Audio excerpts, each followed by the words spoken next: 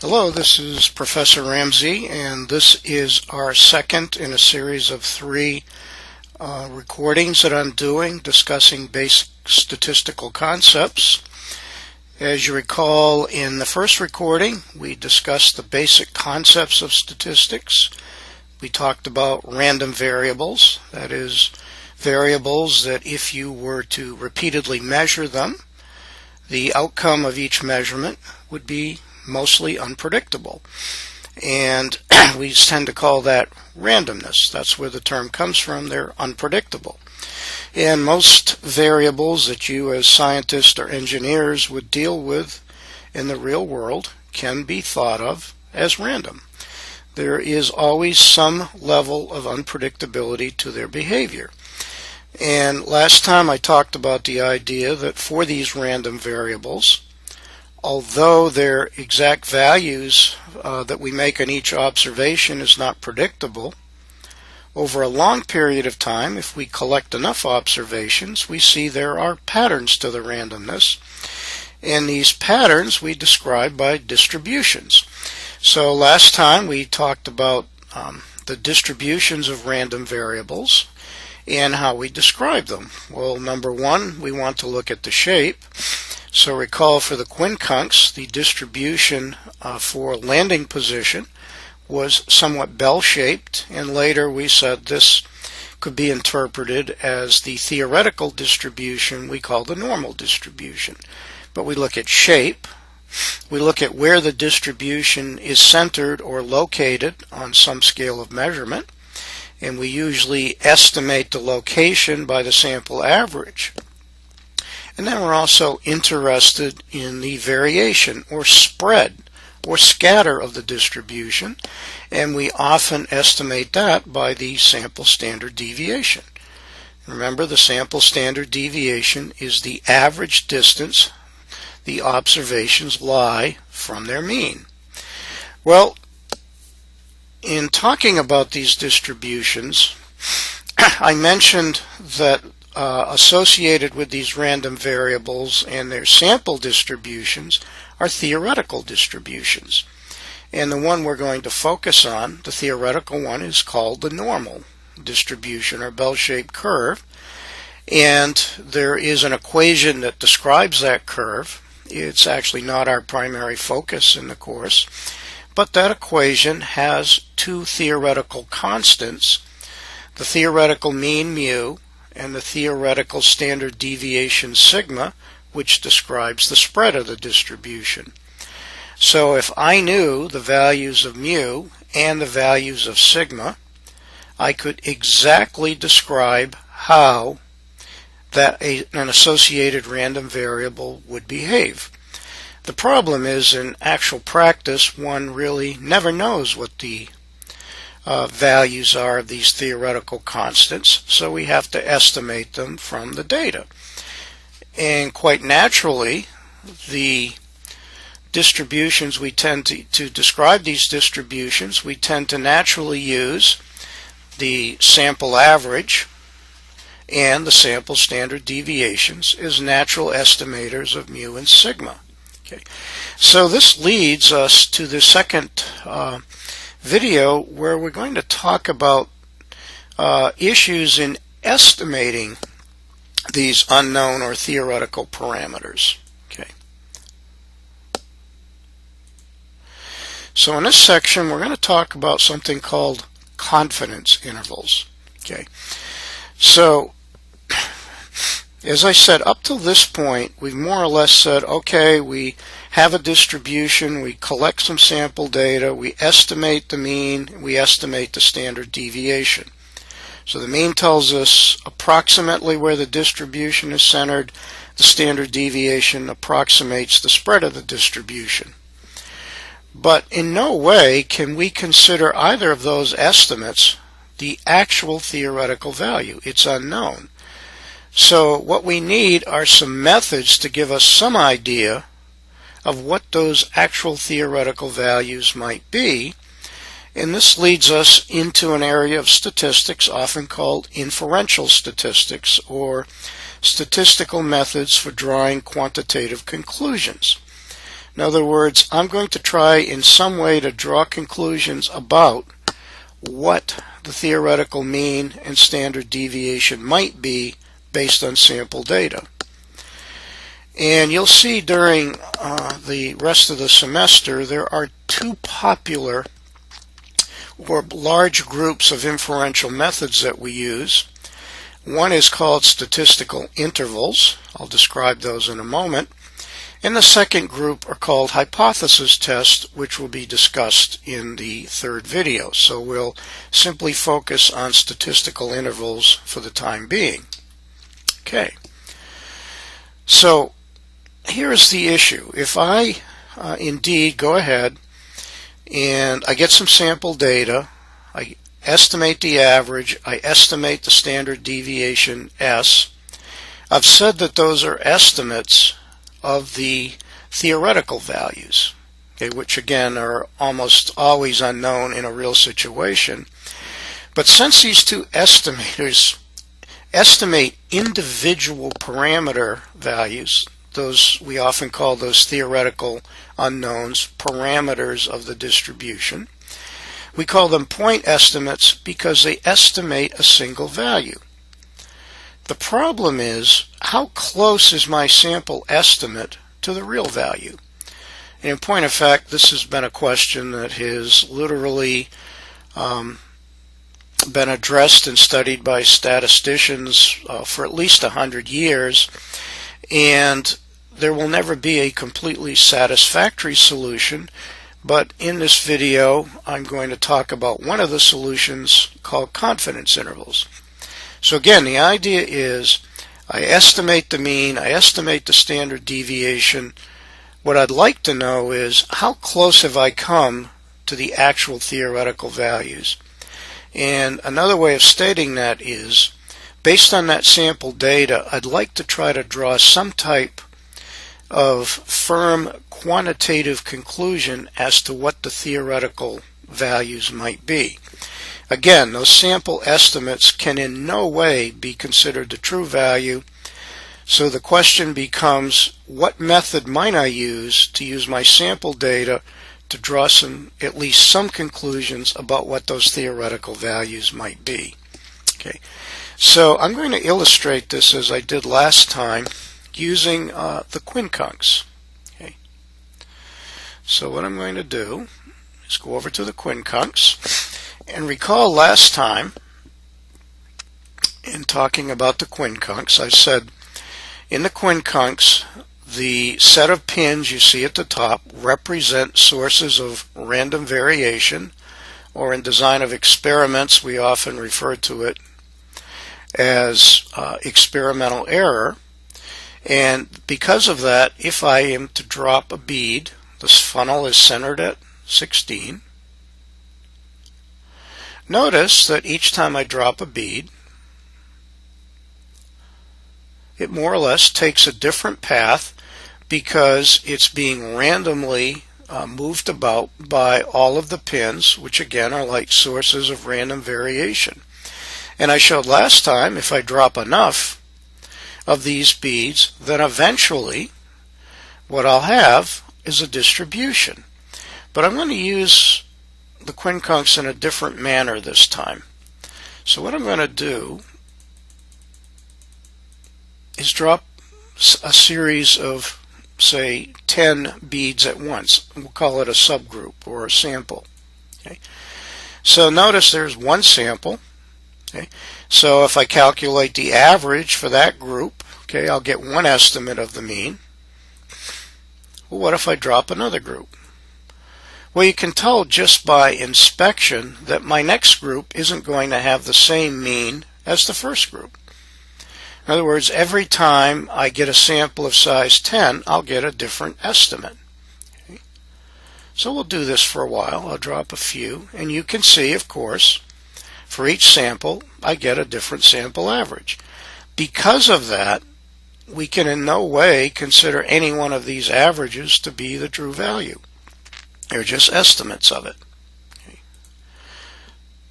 So I'll just drop a few more.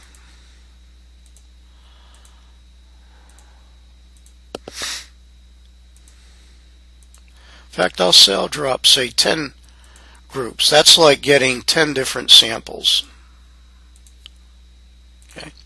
And as you see, we're starting to build up the bell-shaped distribution that we know that the quincunx will generate.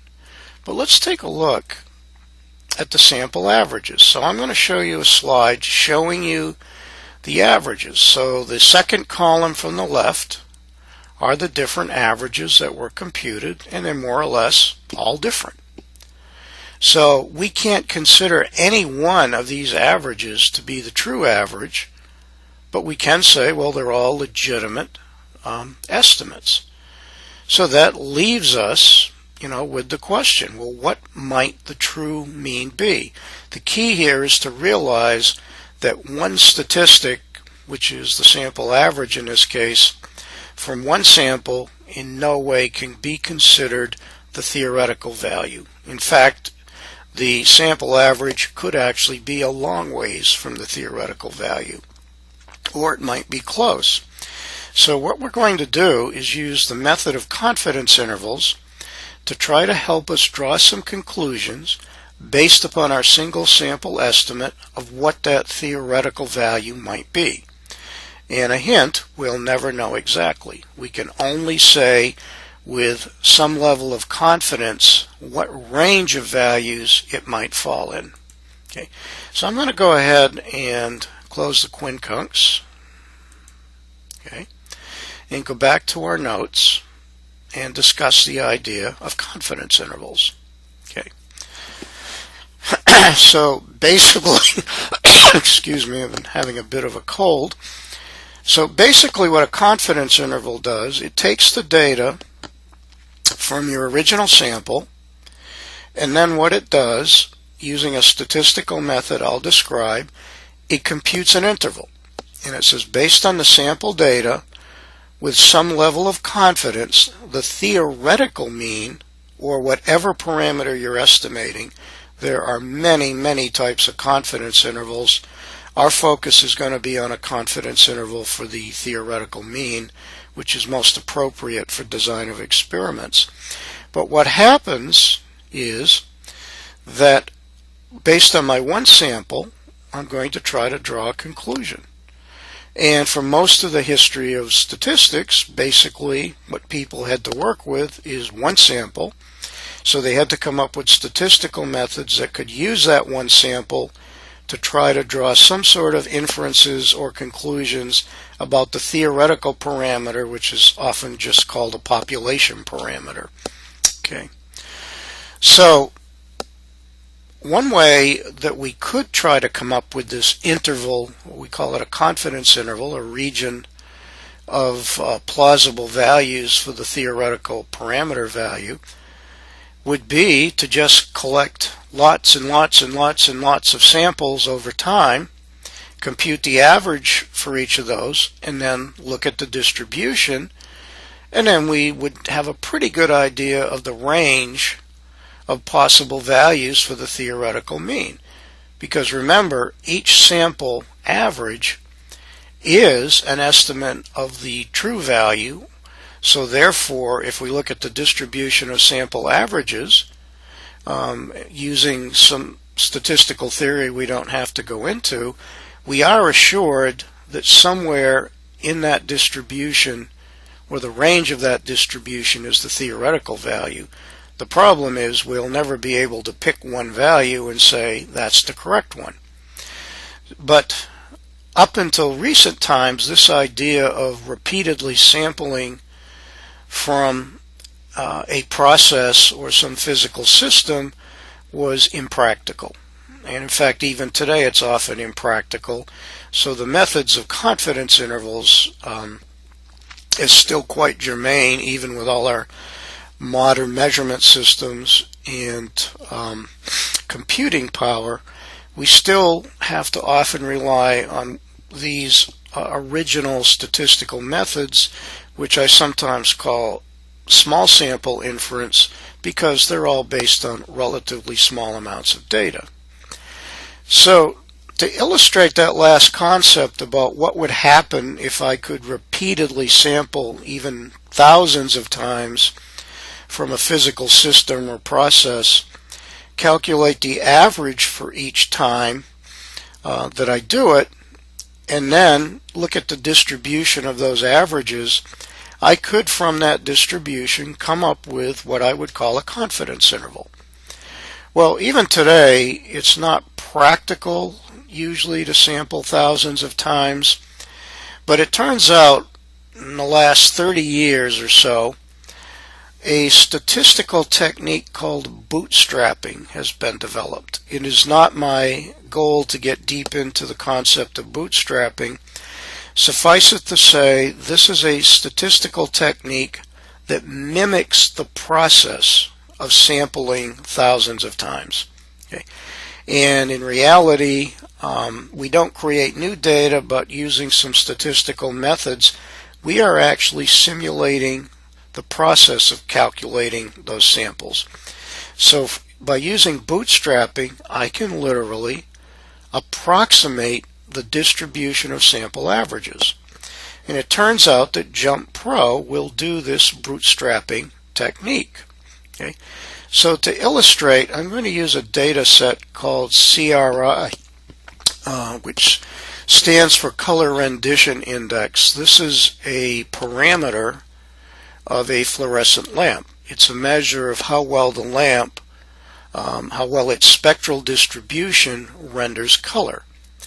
And the scale is 0 to 1, to 100 actually. 100 means perfect sunlight. 0, essentially, the lamp wouldn't be on. So we'd actually never see 0. We would never see 100. But there are laboratory techniques where they can take a lamp, and it's a fairly complicated measurement process, approximate the CRI. So in this data, we have 20 lamps. And by the way, this measurement technique is quite lengthy. So this is not something you're going to do thousands and thousands of times. But in this case, okay, we have 20 lamps. So each lamp had its CRI measured.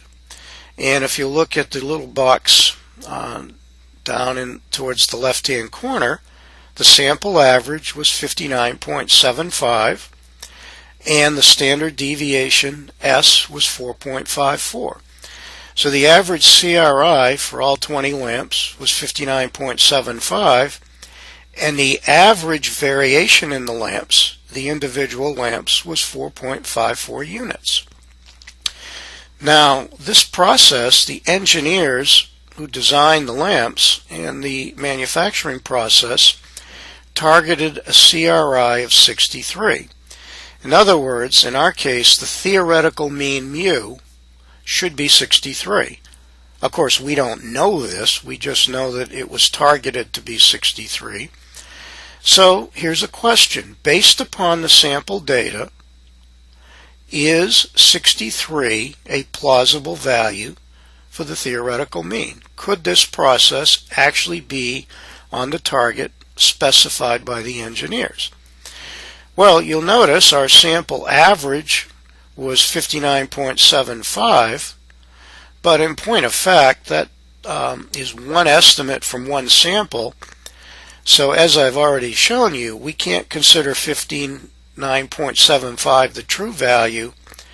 So the question becomes, if we could construct an interval of possible sample averages, would 63 end up being a plausible value? Okay. So using bootstrapping, I'm going to approximate that issue. So in order to do this, I'm going to bring over the Jump software. Okay. And I'm going to open the data set CRI. Let's see if we have it.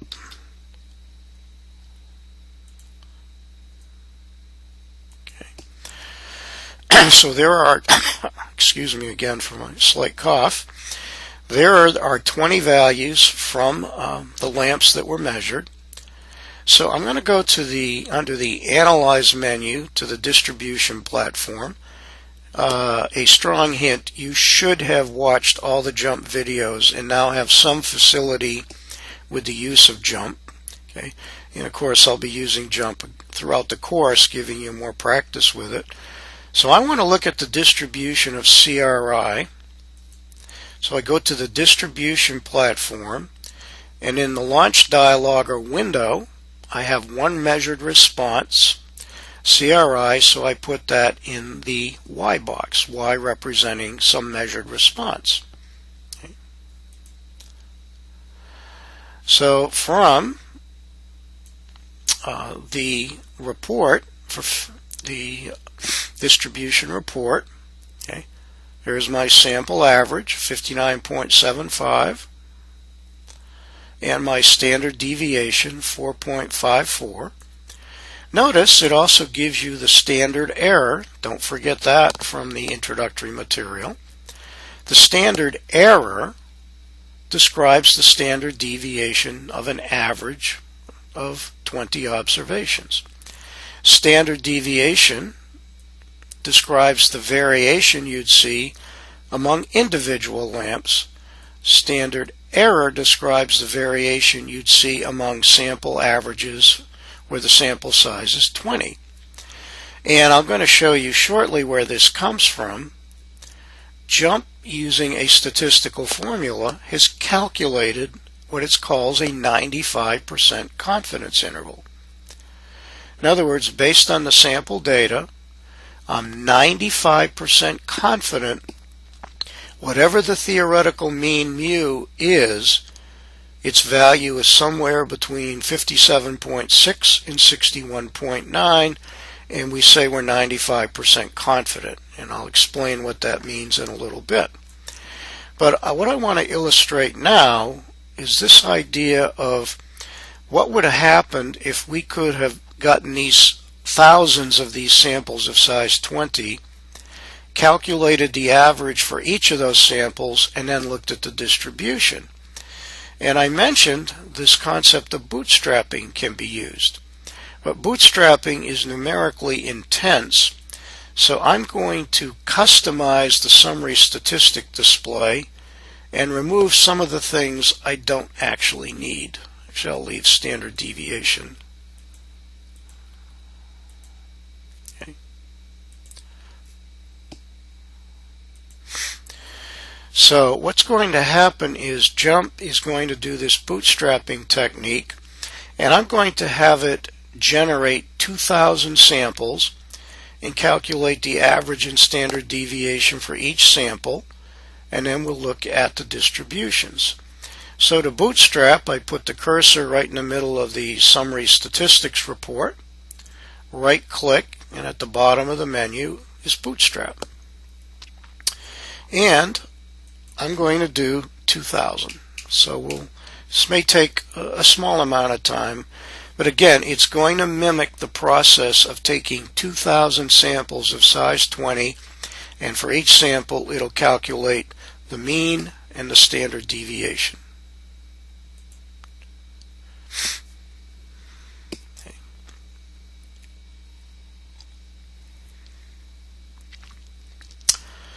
And you can see it's actually doing this fairly quickly.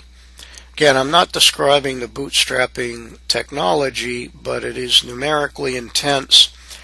And even on the fastest mainframes when this was invented over 30 years ago, doing something like 2,000 samples would have been unheard of. And on my home computer, I have about 32 gigs of RAM. I could actually do much more than 2,000, but 2,000 is all I need to make the point. Okay. So here is the distribution. So I have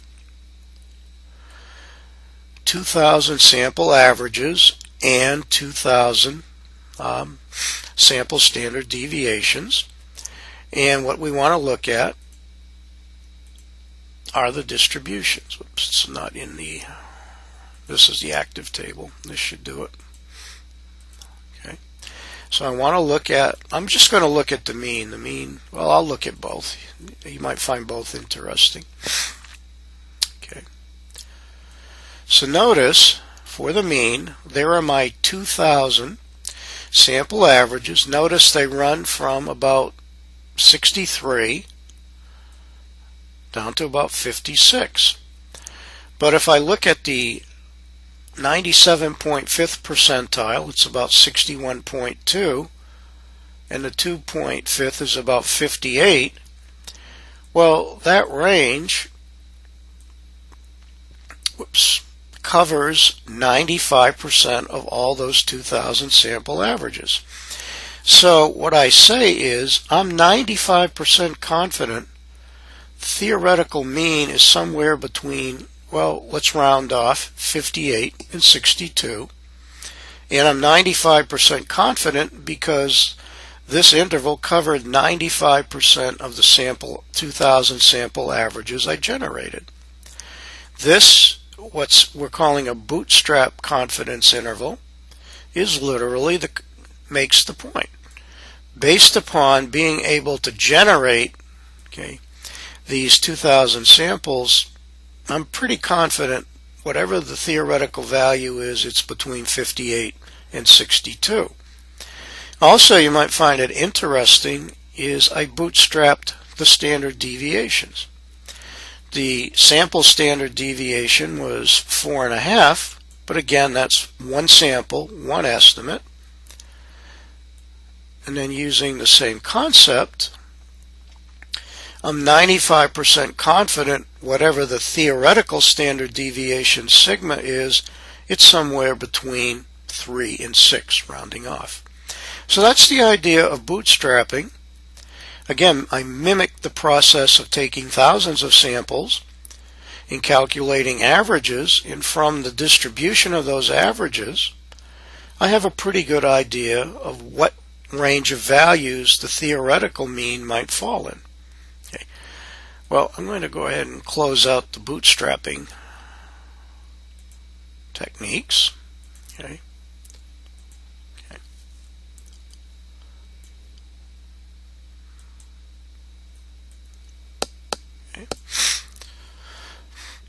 Okay, and we'll go back to our notes. So I'll put it back on slideshow.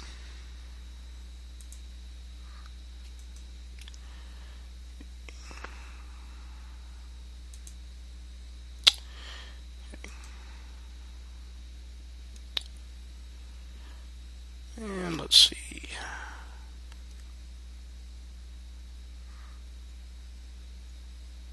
Okay. So in the notes, you'll see on slide 9 as an example of bootstrapping. Okay. And I've already discussed it, so I'm going to move on to how these intervals were historically calculated, given things like bootstrapping requires computers. By the way, the concept of it actually is almost 100 years old. But it's really only been even within the last 10 or 15 years that we really can use the technique. Again, it's outside of our scope for design of experiments, so I'm not going to get into how bootstrapping works, but it is a really nice technique to generate these confidence intervals. But again, it was out of reach up until very recent times. So historically, they needed another approach, and their approach involved generating a formula that could calculate the interval, but that formula required that they make an assumption of what the distribution of sample averages would actually look like. In other words, I can bootstrap the distribution, I can look at it, and you could see it was approximately bell-shaped or normal looking, but historically they had to just make an assumption. Now recall from our notes on basic statistics, I mentioned the rule of averages or the central limit theorem. That is, we can assume that sample averages are approximately normally distributed. And in fact, you can easily see from my bootstrapping example, they're pretty close to it. But it turns out in small samples, say less than 30 observations, in our case we had 20, the rule of averages is only approximately true. And it turns out that there is another distribution called students t. Okay. I'll explain where the term students come from. It's a cousin of the normal distribution, but in small samples it better describes the shape of the distribution of sample averages. So what historically they had to do was say, all right, we're going to assume that the distribution of sample averages would have this student t shape. And of course it was completely beyond their means to actually generate thousands of sample averages, so they simply made this theoretical assumption. If I could generate that distribution, it would look like students t distribution. Okay. So, as I said, the student t distribution looks a lot like the normal distribution. They're closely related. Students t distribution is symmetric and mound shaped, just like the normal. Okay. And like the standard normal, it's centered at 0, but the tails of students t distribution are thicker. That is, in the student t distribution, observations can scatter farther from the mean than they would for the normal. The reason for this is, in small samples, we have a great deal of uncertainty in the shape of the distribution, so students t takes into account this added uncertainty of what the standard deviation might be, in addition to what the theoretical mean mu might be. So this distribution has thicker tails, allowing for more variation. What's interesting, as the sample size grows, the tails of the student t distribution become thinner, and asymptotically the student t distribution becomes the normal. Now, how fast it asymptotically reaches a true normal curve is a subject of debate even today, but we know that when the sample size is around 30, 35, the two curves almost overlay, so they're very similar. And I just wanted to mention the students t distribution, and it actually was invented by a man named William Gossett about 100 years ago. Gossett is a very interesting figure in the history of statistics because he was actually a PhD chemist, and he was the chief brewmaster for the Guinness Brewing Company. And Gossett actually was quite a pioneer in modern beer brewing. He did lots of experiments, and from those experiments tried to draw conclusions about how the beer making process might actually perform. And in the course of his statistical analyses, Gossett first tried to use the normal distribution, realized that it consistently underestimated the variation in the actual process, and with the help of some statisticians, he developed the theory for what was called the student t distribution. But Gossett could not publish these results because even today Guinness does not allow their technical staff to publish papers.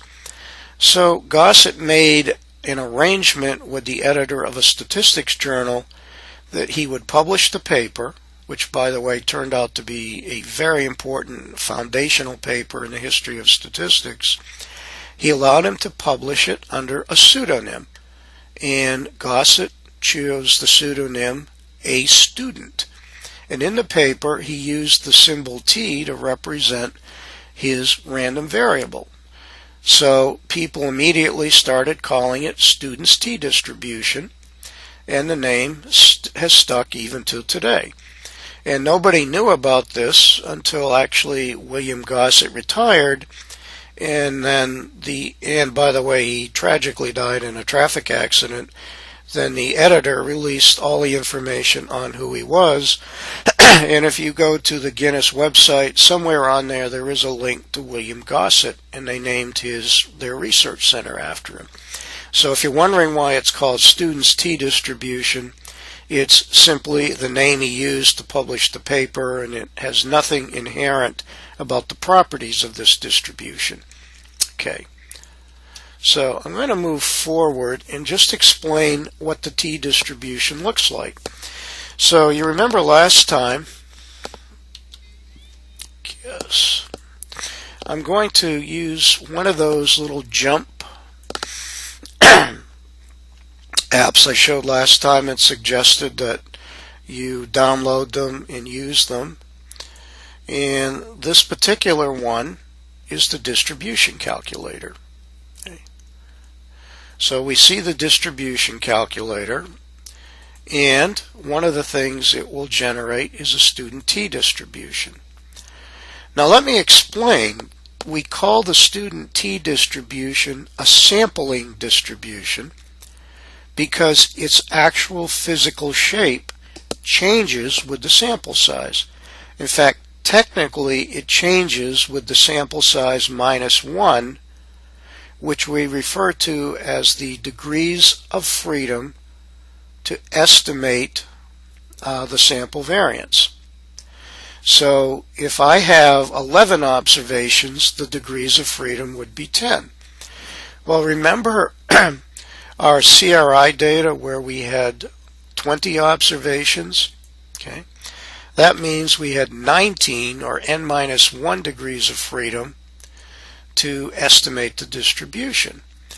To the right is the student T-curve, and if you were to put in different degrees of freedom, I'll just illustrate, you watch closely, the shape of the curve keeps changing. Okay. That's why we call it a sampling distribution. The normal distribution, there is one distribution and one shape.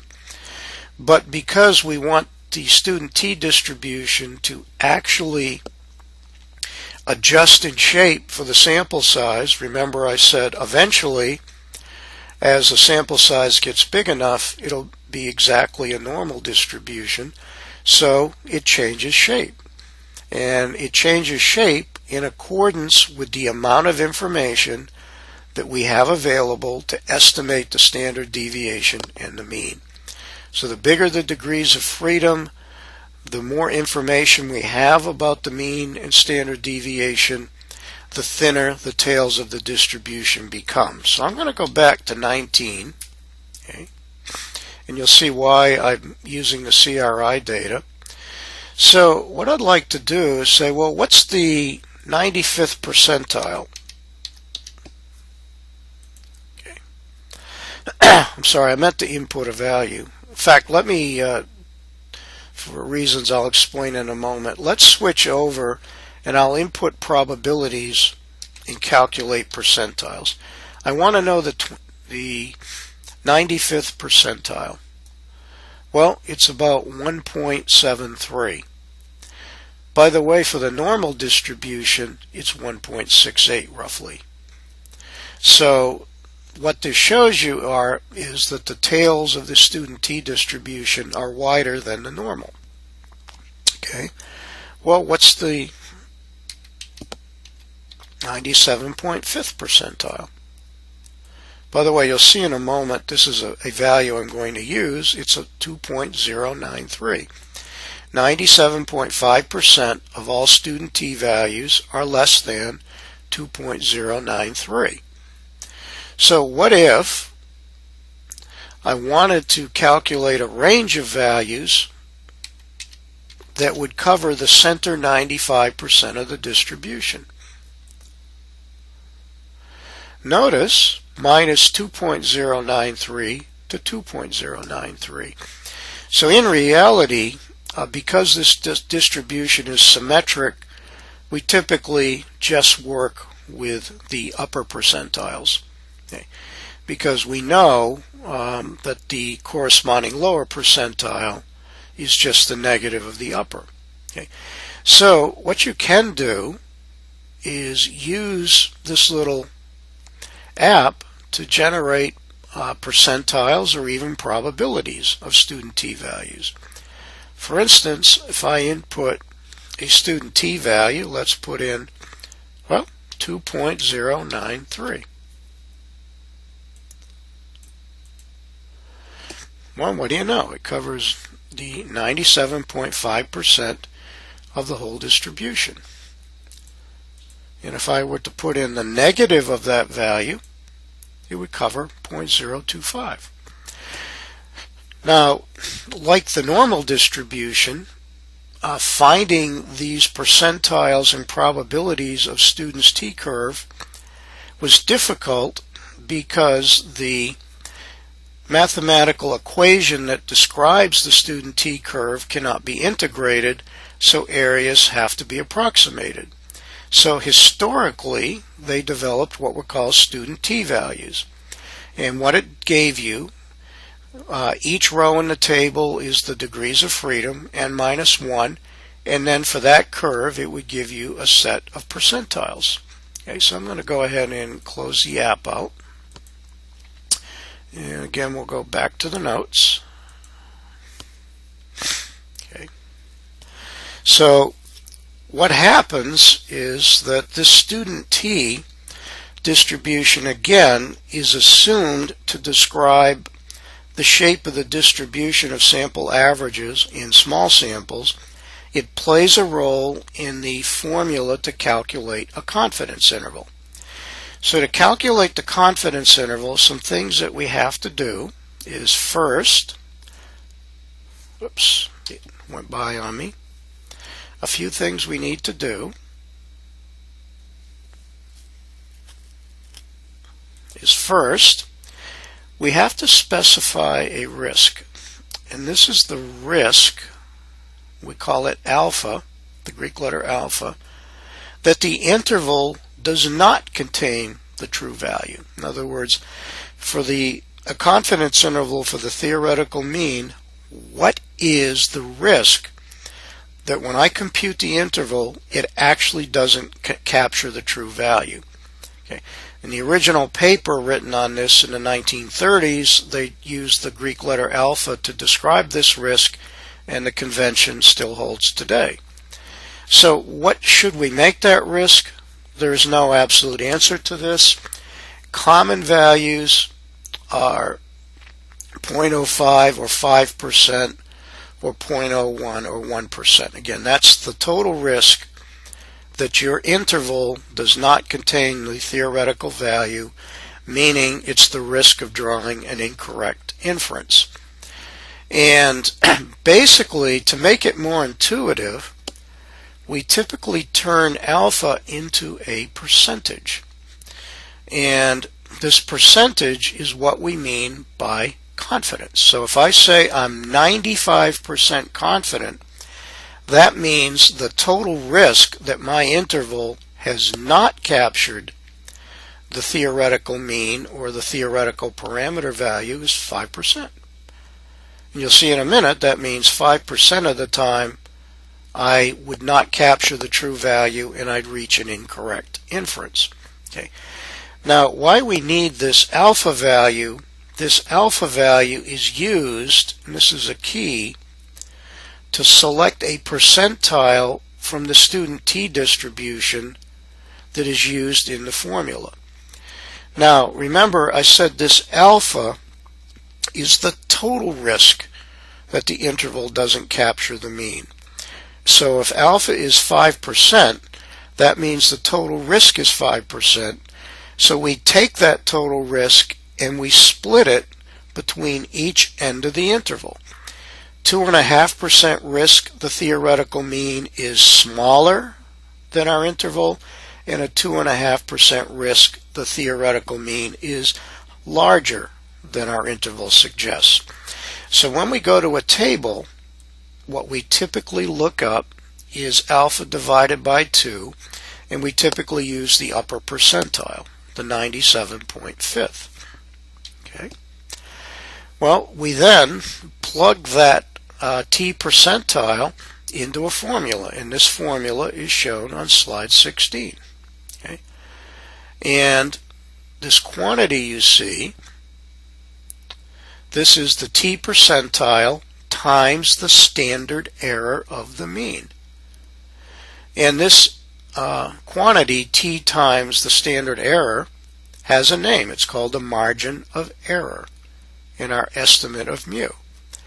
So if you've listened to people report polling data, they often report the margin of error. They'll say, based on a sample of 1,000 likely voters, 48%, to pick a number, said they'll vote for candidate A with a margin of error of plus or minus 3%. In other words, they're 95% confident the true percentage that will vote for the candidate is somewhere between 45 and 51. They have the same issue we're having here. They've got one sample, one estimate. They don't actually know what the true percentage is, so they have to come up with an estimate of what that theoretical value might be, that theoretical proportion. So they express that as a margin of error. Now for percentages and proportions, the formula is different, but the concept is the same. So that quantity, t times the standard error, is called the margin of error in our estimate of mu. Okay. So once we have the formula, and it is not our point today to derive the formula, it's not that hard. You can find it in many basic statistics texts.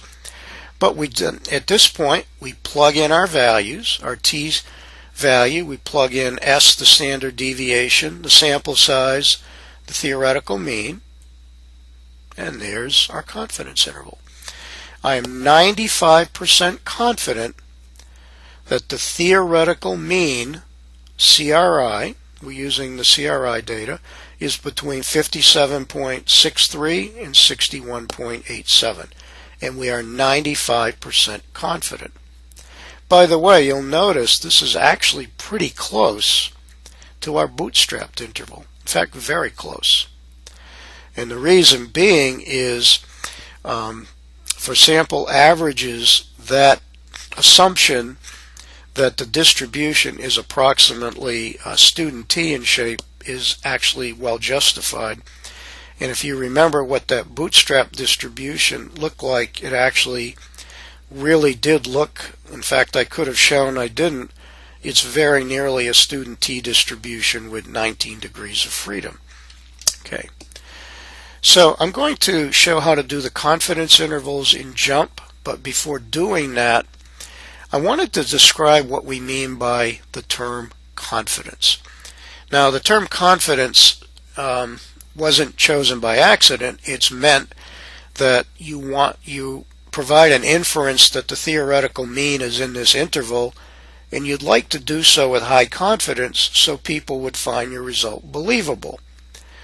But there's a subtle interpretation of confidence that often goes by people, even those teaching statistics. Okay. A 95% confidence interval says we're 95% confident that the interval we're using contains the true value. And again, confidence levels that are typically used are 95%, occasionally 90% and 99% are used. Okay. But most commonly, by consensus, people like to use 95%. There's no rhyme or reason why it has to be a specific value, but commonly over the decades, people have said, I want to be 95% confident. Okay. But what does confidence mean? Here's the rub. It simply says that, say, if I'm 95% confident, it says 95% of the time I use this method, it will capture the true or theoretical mean. Notice the subtlety. 95% of the time, I apply this procedure to my sample data, I will capture the true mean. 5% of the time, I will not. And here is the big one that gets missed. no claims are made about an individual confidence interval. Your confidence interval either does or does not capture the theoretical value. And since we don't know the theoretical value, we have no idea. We simply say with 95% confidence, it's in the interval, meaning 95 out of 100 times it'll capture it. So this isn't entirely satisfying, but there's literally no way I can make an individual statement about one interval. So confidence, and the term confidence is carefully chosen, in no way implies a probability or likelihood that you've captured the true value. It simply says, in the long run, if I use this approach, 95 out of 100 times, or whatever your confidence level is, I'll capture the true value. And on slide 19 is a simulation. Again, I used one of those little jump apps that you have available. I generated 100 samples, each of size 5, and calculated a confidence interval. And by the way, in this simulation, I set the theoretical value to 59.75, just taking a play off of the CRI data. Notice in my 100 intervals, 5 of them actually didn't capture the true mean. Now, if you try this simulation, typically it won't be exactly 5. It could be 5 more or less. But the point being, in the actual application of confidence intervals, I get one shot at it. So, at about, I think it's sample 42 or 43, my interval missed. So if you take a look at the red arrow, okay, right here, I missed. So, in that case, I'm going to draw an inference about the value of the theoretical mean for the CRI, and I'm wrong. And I'll just show you one other. Notice over at around sample 96, similarly, my interval didn't even come close to capturing the theoretical value, which is the horizontal line.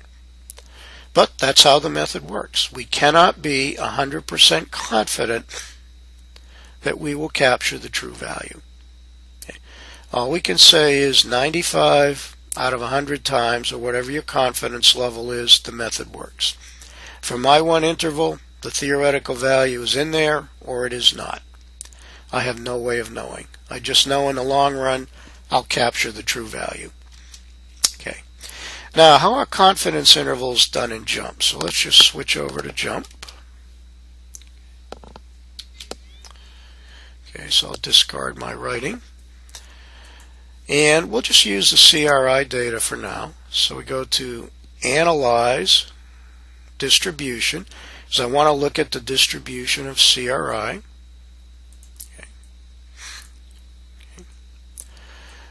So I showed you earlier, we get our summary statistics report, and then using the formula I just showed you using students T, it calculates a confidence interval.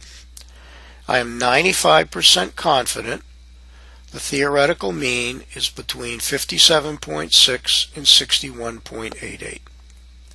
Okay. So that's my inference. The theoretical value is somewhere in the interval. Now, what if you'd like to use some other level of confidence? Well, JUMP gives you a way to specify the confidence level you want. So I go to the CRI button, go to confidence interval, and this time I'll do 90%. Okay. So JUMP gives me a 90% confidence interval. By the way, it also gives it to you for the standard deviation, which is actually not our direct interest right now. So notice my 90% confidence interval actually is smaller than the 95%. So the 90% confidence interval runs from about 58 to 61.5. So we say, well, that's good. It's smaller. So I have more certainty about what the theoretical mean might be. The problem is the risk is now 10% that this interval is going to miss the theoretical mean. So I now have a shorter interval, which we might think of as good, but we also have to keep in mind the risk is higher, that we haven't actually captured it. So let me do one more. I'll go to confidence interval and do a 99% confidence interval. Okay. I'm going to actually close the 90%. So here's my 99%. I'm now only 1% uncertain that this interval captured the true mean. Notice it runs from 56.85 to 62.66. It's wider. So you might say, well, that seems less precise. Well, yes, it is wider, but I'm also 99% certain I've captured the true value. So basically, the way we either lower or increase our confidence is literally to either shrink or expand the interval. There's no right answer as to what the confidence level should be, and as I said, by convention, most people use 95%. But you can use whatever you want. Okay? So 99%, the benefit is I'm really certain I've captured the true mean. The downside is the interval's wider, so I'm less certain about what the value might actually be. Okay? So again, I'm going to go back and forth to the notes. And again, this shows you how to calculate confidence intervals. Okay? And again, you can make them whatever level you want. Okay? So the idea is if you increase the confidence level, the interval width increases. We just make it bigger. Well, if it's wider, then we have more confidence. If we decrease the confidence interval or level, we decrease the width of the interval. So I now have a shorter or apparently a more precise interval, but unfortunately I have less confidence that I've actually captured the true mean. Okay. And one last thing, suppose I wanted to calculate confidence intervals for a group of data. Well, JUMP can do this for different groups in fit y by x. And I'm just going to show you this very quickly. So I'm going to go over to JUMP. Okay. And I'm going to open up a different data set. Okay. And this one is called the aluminum lithium data that I introduced in our discussion of basic statistics. Okay. So notice that I have 8 batches. So actually we have 80 measurements, but in the previous section I didn't really focus much on the fact that we had 8 batches of size 10. So I'd like to look at the distribution of KSI by batch. So I want to compare 2 columns. So in the Analyze menu, that sends us to fit y by x. So batch is x, it describes the different batches, and KSI is once again y, our measured response. And let's see, that's not what I wanted. Let me recall. It didn't do what I wanted, but I'm actually using a beta version that's just come out. There we go. So there's my scatter plot. So I might be interested in calculating a confidence interval for the theoretical mean batch by batch. Well, one way I can do this, if you go to the main report menu to the left of one way, notice there's an option called means and standard deviations. And if you look at it, for each batch it gives you the mean, standard deviation, standard error, and then a 95% confidence interval. One thing you'll notice is literally all of these intervals overlap. So if you look at all of the confidence intervals, they all overlap. What one might conclude from this is that in reality all of these batches might have the same theoretical mean because all the intervals overlap. Now shortly in the course we're going to discuss another approach to where we'll try to draw an inference about whether or not the theoretical means could be different for each batch. But for now, a somewhat informal approach is to look at these 95% confidence intervals, okay, and see the amount of overlap in them. By the way, if you wanted to change the confidence level in fit y by x, if you go to the report menu, it says set alpha level. Okay, so I could change it to 99%. The intervals are even wider. Or I might change it to 10% or 90% confidence. The intervals are shorter. Okay. So this has been a discussion of confidence intervals, a common method of statistical inference. We'll use it off and on during the semester. Again, our focus is on confidence intervals for the theoretical mean of a distribution. But as I showed with the standard deviation, there are confidence intervals for all types of parameters. Okay. So this is necessarily a discussion of what confidence intervals are, and I've shown their basic construction for the sample average. Basically, how to use a sample average and sample standard deviation to calculate the confidence interval for the theoretical mean.